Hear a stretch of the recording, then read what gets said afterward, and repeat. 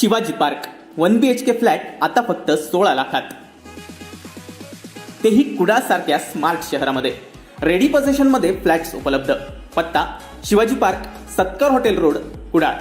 संपर्क 9422 379399 किंवा 9422 065 181. तर जी परिस्थिती श्रीलंकेची झाली होती तीच परिस्थिती आता पुन्हा बांगलादेशमध्ये उद्भवताना दिसते. भारतावरती याचा काय परिणाम पडेल का? कारण भारतात देखील महागाई सातत्याने वाढते. श्रीलंकेची जी स्थिती आहे ती तिथं एका कुटुंबाची अनेक वर्ष सत्ता होती संबंध देशात. राष्ट्रपती, प्रधानमंत्री, संरक्षण मंत्री आणि अर्थमंत्री.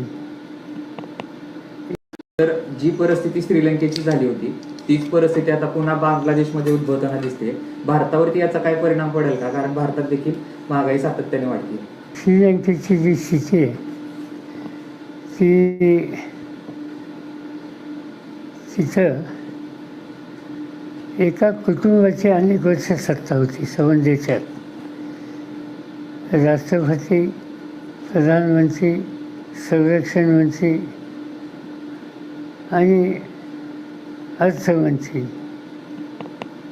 या सगळ्याचं सत्तेचं केंद्रीकरण त्या ठिकाणी झालं.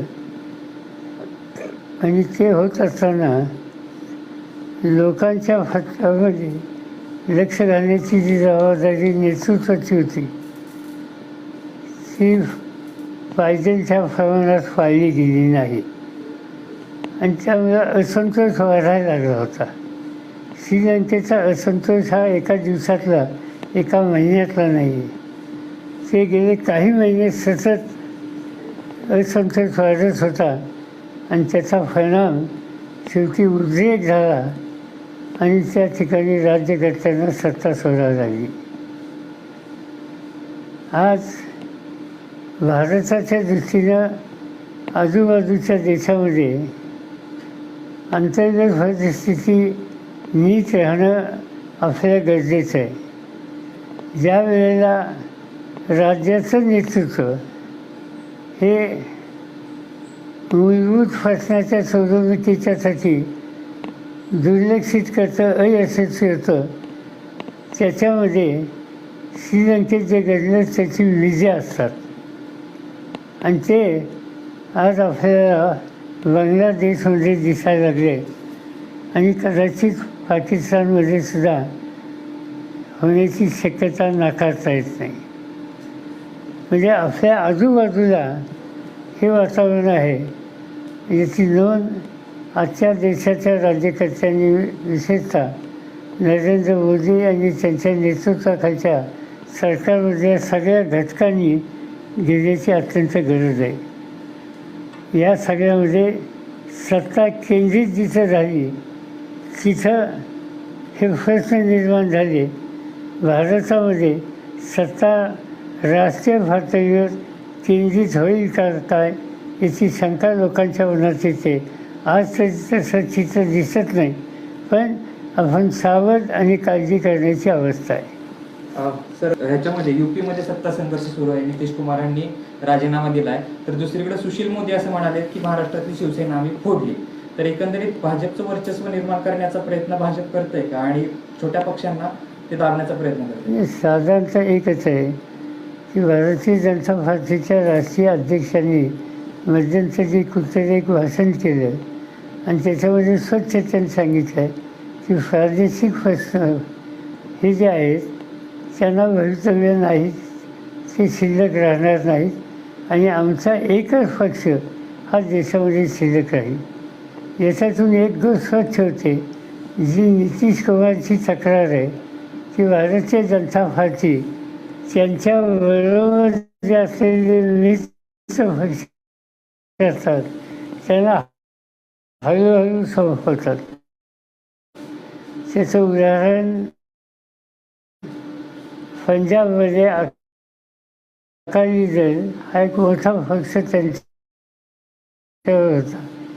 प्रकाश सिंग बादल यांच्यासारखा एक मोठा नेता त्यांच्याबरोबर होता.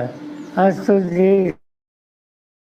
तो पक्ष जवळपास संस्कृतात त्या ठिकाणी आणला.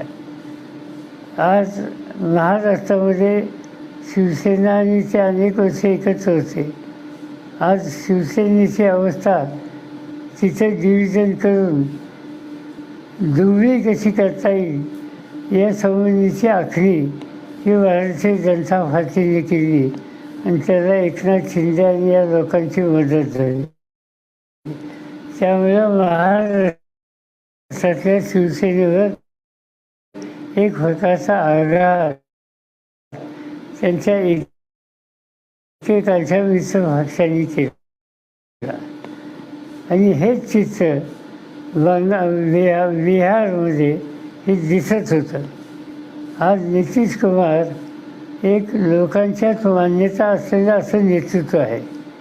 मागच्या निवडणुकीमध्ये नितीश कुमार आणि BJP एकत्र जागा लढले, पण भाजपचं एक आणखी वैशिष्ट्य असतं, निवडणुकीच्या वेळेला एकत्र येतात आणि मित्र पक्षाचे लोक कसे कमी येतील याची काळजी घेतात. हे महाराष्ट्रातही घडलं.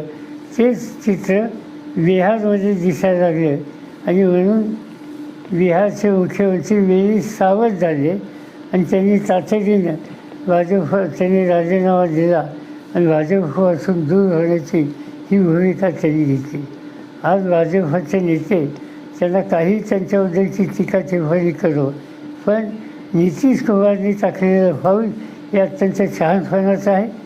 उद्या त्याला जे संकट भाजप त्यांच्या आणणार आहेत त्याची नोंद वेळीच घेऊन त्यांनी खबरदारी घेतली. एका दृष्टीनं त्यांनी राज्याच्या दृष्टीनं त्यांच्या पक्षाच्या दृष्टीनं अतिशय योग्य निर्णय घेतला. सर, दुसरा प्रश्न की वेळेआधी अधिवेशन संपवलं गेलं केंद्राचं आणि महागाई दिवसेंदिवस देशामध्ये वाढते. असं आहे की महाराष्ट्रातल्या अधिवेशनावर मी काय सांगणार आता माझ्या केंद्राच्या संबंधीचं अपेक्षा होती 12 तारखेपर्यंत पार्लमेंट चालेल, पण पार्लमेंट चालवण्याच्या संबंधीची आस्था आज केंद्र सरकारमध्ये आहे असं मला गेले काही वर्षात जाणवत नाही. ज्यावेळी संधी मिळेल त्यावेळी ते सेशन बंद करतात, चर्चेचा मार्ग बंद करतात. लोकांना आपली मतं मांडायची संधी जी सदनामध्ये मिळते ती थांबवतात आणि आपल्याला हवं तसं काम करतात. त्याचाच नमुना काल लोकसभा आणि राज्यसभा लवकर बंद करण्यामध्ये पाहायला मिळाली. हर घर तिरंगा 15 ऑगस्टच्या पार्श्वभूमीवर प्रत्येकाच्या घरी तिरंगा फडकवायचं आवाहन करण्यात आलं. कशाचं?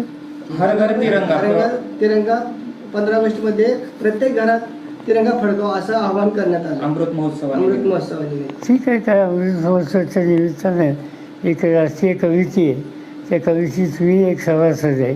त्याची फराव बैठक झाली. त्या बैठकीमध्ये हे अपील केलं, तिरंगा झेंडा शेवटी राष्ट्रध्वज हा फडकवण्याच्यामध्ये कुणाला अभिमान होतील हा काही पक्षीय प्रश्न नाही, हा राष्ट्राचा ध्वज आहे आणि त्याचा सन्मान या निमित्तानं अमृत महोत्सवाच्या निमित्तानं करायची कल्पना हा काही राजकीय कार्यक्रम नाही आणि त्यामुळे आम्हा सगळ्यांची त्याला साथ आहे. साहेब, काल मंत्रिमंडळ विस्तार झाला, त्याच्यामध्ये महिलांना संधी दिली नाही आणि आता दुसरा प्रश्न पुढचा असा आहे मी तसं बोलणार नाही. तुम्ही राज्याच्या लोकांना बोल. आहेत अजित पवार विरोधी पक्ष नेते, त्यांचं काम आहे. ज्या संजय राठोडावरती भाजपने आरोप केले होते त्यांनाच या सरकारमध्ये मंत्री त्यांना विचारा. साहेब, दुसरं एक असं आहे की आता जी धनुष्यबाणावरनं जी सुप्रीम कोर्टात सत्ताखेच चालू झालेली आहे त्याचं उदाहरण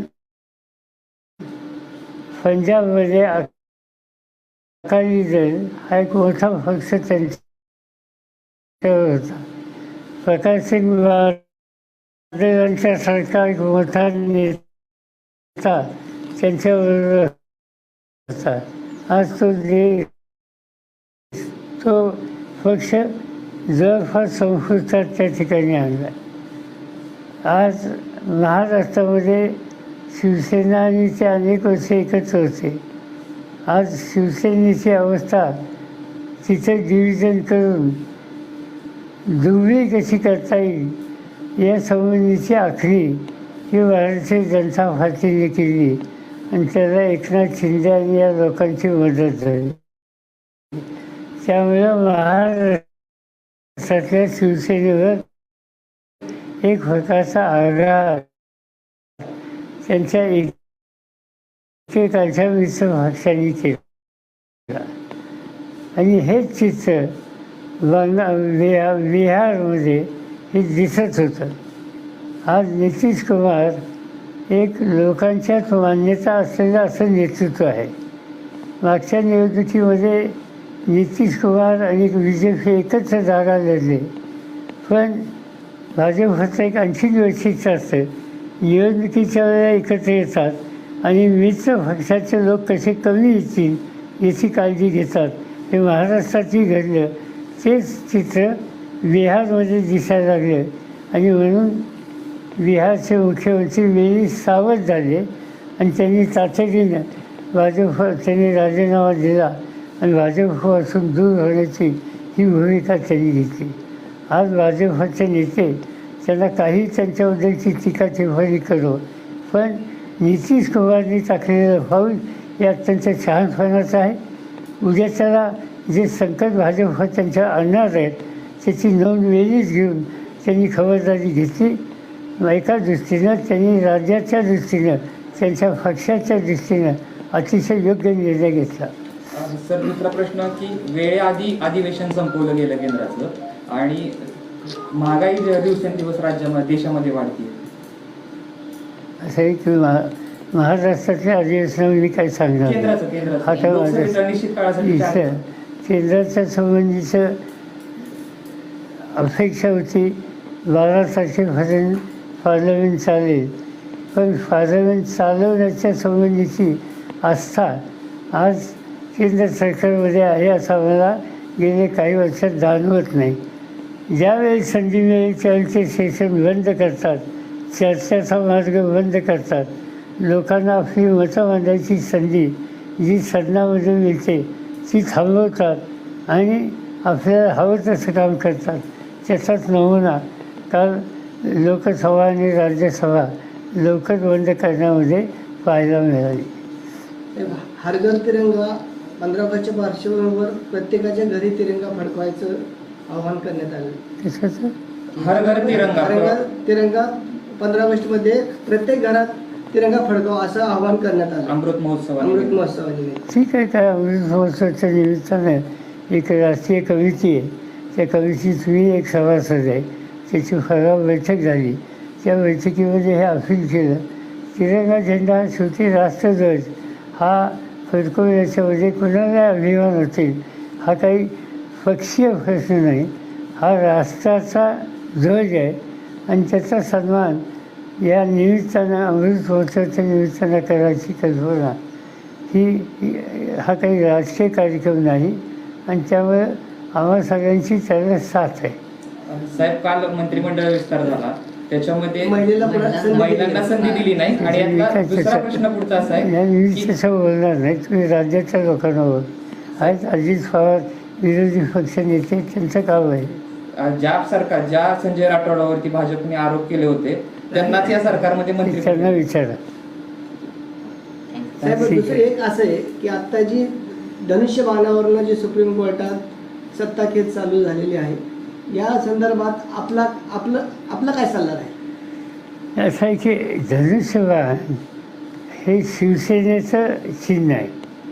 बाळासाहेब ठाकरे यांनी स्थापन केलेल्या आणि तेव्हापासून स्वीकारलेला आणि महाराष्ट्राच्या जनतेच्या मनात असलेलं एखाद्या राजकीय पक्षाचं चिन्ह काढून घेणं, त्याच्यातून वादविवाद वाढवणं हे योग्य नाही.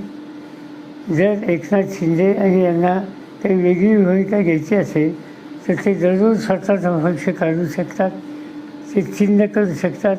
आता माझं आणि काँग्रेसमध्ये मतभेद झाले, आम्ही राष्ट्रवादी वेगळा पक्ष काढला, आम्ही वेगळं चिन्ह घड्याळ घेतलं, आम्ही काही त्यांचं चिन्ह मागितलं नाही, त्याच्यातनं वाद वाढवलं नाही. पण काही ना काहीतरी करून वाद वाढवण्याची भूमिका कुणी घेत असेल तर लोक त्याला फाठिंबा देणार नाही.